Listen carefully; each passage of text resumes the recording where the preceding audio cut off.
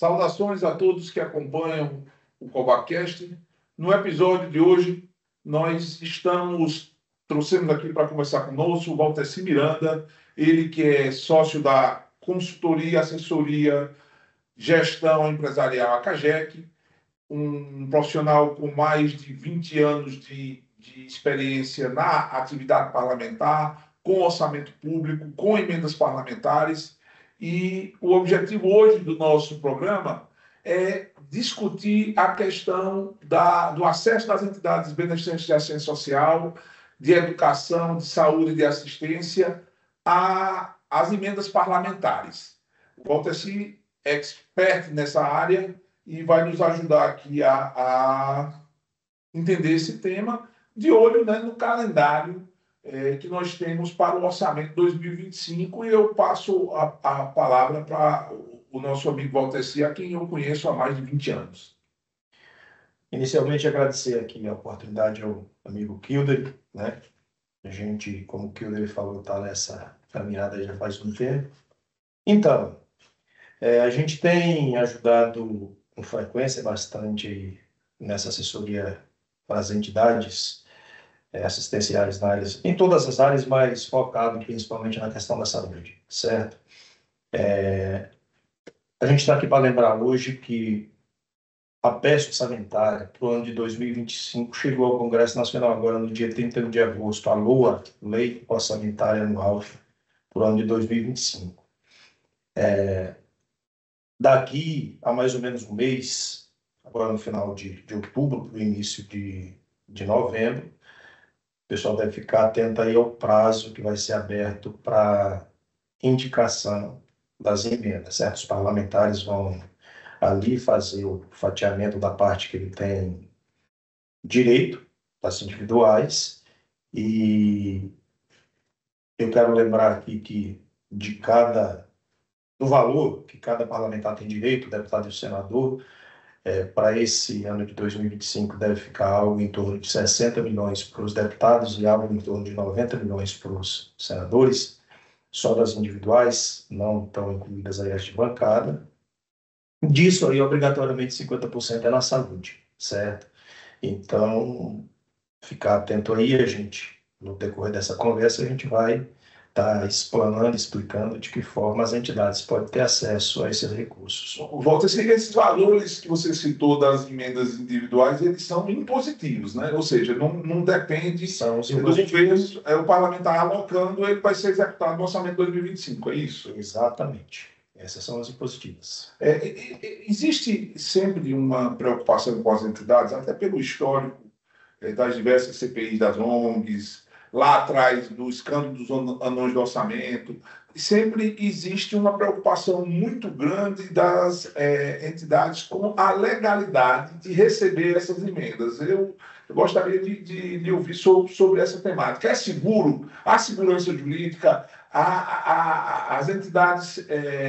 existe um espaço de segurança e de legalidade que a gente pode dizer que é possível fazer para as entidades?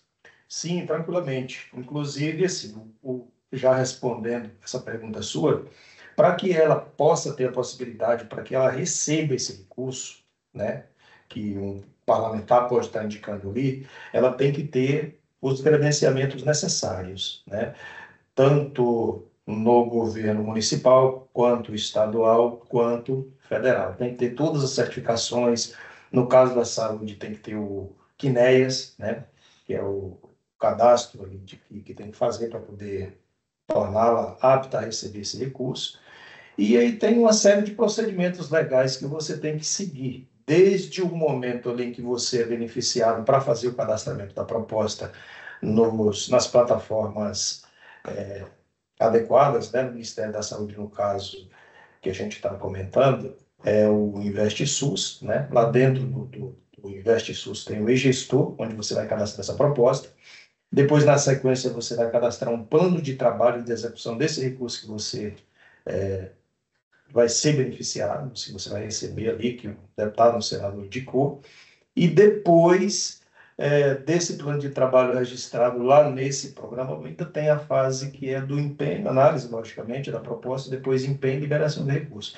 Então, assim, tudo isso você vai obedecendo a portarias, a legislação pertinente ao tema, que é a legislação que trata do orçamento público, e você seguindo esse passo a passo, não há risco nenhum de você incorrer em nenhuma ilegalidade. Lá no final, logicamente, você vai ter que fazer a prestação do recurso que você recebeu e utilizou, né? Então, você seguindo esse passo a passo, você não vai ter problema nenhum. Aí uma preocupação sempre é com a prestação de contas, certo? Como se organiza isso? Normalmente, as entidades elas já têm ou um setor próprio ali de contabilidade que faz, ou ele tem um escritório que presta esse serviço de assessoria contábil, certo?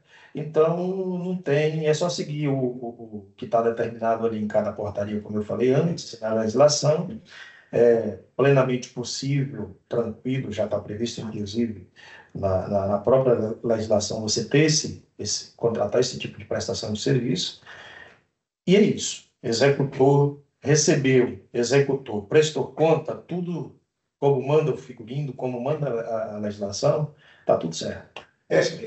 O objetivo até dessa conversa é ter um pouco de situar as entidades no tempo. Algumas entidades têm nos procurado. Então, pelo que você falou do calendário, a hora de começar a fazer os contatos e buscar os gabinetes parlamentares é por agora, né? Então, a pergunta é: o que é que a entidade deve fazer para acessar esses recursos? O calendário começa agora, é um ano atípico, que é um ano eleitoral. Normalmente, quando não é ano eleitoral, já se começa essas conversas e essas entrega de documentos, que aí já começa a responder. Inicia a entidade, faz o levantamento da sua demanda, né, do que ela precisa, se é de custeio, se é de compra de equipamentos, né, e procura ali um parlamentar que tem uma atuação na sua região, aborda esse parlamentar e faz a solicitação. Apresenta o projeto, logicamente, da demanda dele, né? Faz essa abordagem, faz o pedido. Normalmente, esse pedido é feito, todo parlamentar pede que assim seja feito, de forma oficial, que se faça um ofício, registre ali, inclusive com valores, né? Qual é a sua demanda. E é isso. E aí acompanha essa tramitação, esse pedido. No momento que ele é atendido, a partir daí você vai ter que já ir se preocupando com os próximos passos, que é a elaboração da proposta de uma forma mais técnica, a inserção dela no sistema, né? E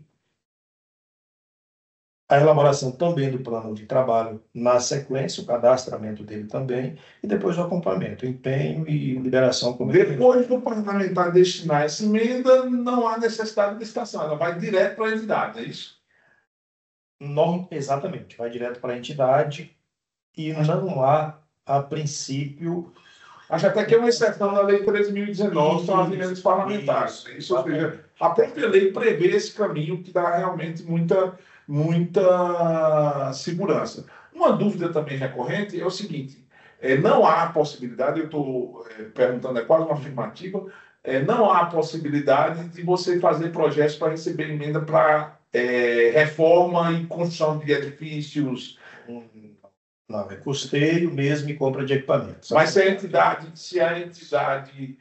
tiver um imóvel alugado, ela pode jogar o aluguel? Pode. É o custeio, exatamente. Tá. E uma última pergunta que, até para situar também na questão do tempo, a entidade fazendo todo esse procedimento, fazendo contato, vindo para o orçamento, quando é que ela começa a acessar esse recurso para tirar um projeto do papel?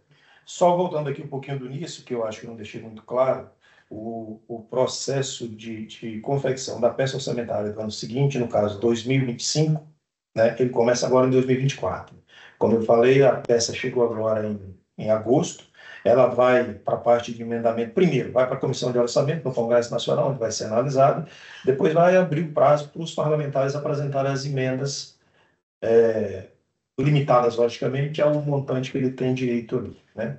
que eu já citei antes, 60 mais ou menos para o ano que vem, 60 milhões mais ou menos para o deputado, mais ou menos os 90 para os senadores. Isso só as individuais. Sem falar nas de bancada, que aí você acrescenta mais ou menos uns 15, 20 milhões por parlamentar, entendeu também? Então vai totalizar aí uns 80 e poucos e uns 100 e poucos para cada um para 2025. 50% obrigatório na saúde, logicamente, como a gente tinha comentado. E aí, beleza, você fez seu pedido, cadastro lá, o parlamentar aceitou. Quando for em fevereiro do ano que vem, vai abrir o sistema para cadastramento dos beneficiários, né? É aí que a prefeitura ou a entidade vai ser cadastrada realmente como beneficiária daquele valor que o parlamentar vai indicar. Depois de feito esse cadastramento lá, ele foi indicado para receber esse recurso, aí vai abrir um prazo, o sistema, as plataformas vão abrir para ele apresentar, para ele cadastrar a proposta. E na sequência, para envio do plano de trabalho, né? O InvestSUS, o Gestor, a TransfereGov, tem alguns recursos da própria saúde que são alocados na TransfereGov. E na sequência, como eu tinha falado, vai para análise, empenho, liberação de recursos, certo? E aí a execução da prestação de conta. É isso. Volta esse. Só falando da liberação, de quando mais ou menos que você perguntou isso também, começa mais ou menos ali pelo final do mês de março, início de abril, mais ou menos, a saúde, principalmente que sai mais rápido, já começa a liberar. Né? Os demais vão demorar um pouquinho mais, vai lá para maio, início de maio, até final de maio, como as transferências especiais e outras modalidades que tem em outros ministérios, né? Mas é isso, em resumo, é isso. Walter, agradeço demais a sua presença, certo? Falo para aqueles que remanescem em dúvida a respeito desse tema do orçamento, das emendas ao Orçamento Federal 2025, podem encaminhar via nossas redes sociais, podem encaminhar para o meu e-mail, kildre.meira@dvcovac.com. Todas as dúvidas serão respondidas. A gente escuta muito as entidades que têm capacidade para receber, têm know-how, têm bons projetos, mas muitas vezes ficam nas dúvidas, e o objetivo nosso foi esclarecer. Eu agradeço demais a você contribuir conosco. Fico à disposição para fazer esses esclarecimentos complementares. Eu só quero aqui registrar que o recurso existe. Normalmente, inclusive, 30% do recurso federal ele não é executado por uma questão simples, que a gente que lida com orçamento sente muito, né, por isso acontecer. O que falta? Falta, em primeiro lugar, chegar a informação da maneira correta e no tempo hábil lá na ponta, né, nas entidades que podem estar sendo beneficiadas com esses recursos, né, prefeituras também. E outra coisa que acontece muito, Kilvio, normalmente 30% desses recursos são perdidos porque ao longo do cadastramento, confecção, formatação e registro do plano de trabalho, deixa-se de responder determinadas diligências que os órgãos vão colocando para que os beneficiários respondam, sanem, né, algumas pendências que surgem no meio do caminho. Muitas vezes uma certificação simples, um documento simples que você tem que entregar ali, mas como não tem pessoal totalmente capacitado lá na ponta para fazer esse acompanhamento e entregar essa documentação em tempo hábil, acaba perdendo, entendeu? O recurso acaba voltando para os cofres da União. Então, assim, a gente está aqui à disposição para... Agradeço demais. Eu acho que o objetivo principal é justamente destrinchar isso, certo? Que a gente sente realmente que existe falta de informação, de capacitação das entidades em relação a esse tema. Exatamente. Muito obrigado. Saudações. Eu que agradeço. Bom dia.